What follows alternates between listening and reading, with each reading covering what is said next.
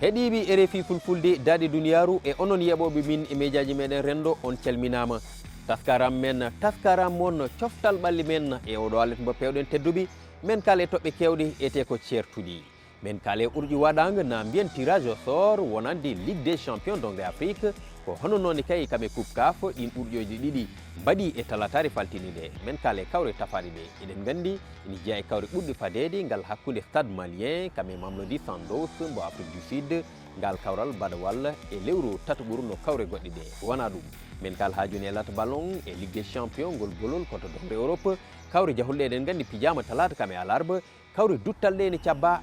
talata kame alarba oɗon bo o pewɗen men kal jurnitiɗen gartameje ɗe kalen kadi e ko fada e kawre garoje ɗe ko wona ɗum tedduɓi olympique de marseille heeɓi eltowo kesso on woni Habib Beye ɓiɗɗo leydi sénégal certude équipe mu ren ko ɓoyani men kal holko sabba e makko kanko Habib Beye ete beele yakar ene joga e makko wawde ƴellidde ko olympique de marseille faadi e makko ko kono ha joni tedduɓe en mbawa wasde haalde e sippiro ɗo e leydi sénégal o biteɗo Émile François Gomis lollirɗo franc eɗen gandi kawre makko 16 polguji 16 o meeɗani memde leydi o pooli omo ganduɗa ko tafatina ɗum ko ñande alerte paltiɗo wonno holi kanko oɗo franc holko fada e makko beela yakare e makko janggo e jaam wonde ko wiyete roi des arènes ina wawi latade tedduɓe koni wonata mbadi yewtere meɗen o alet mo pewɗen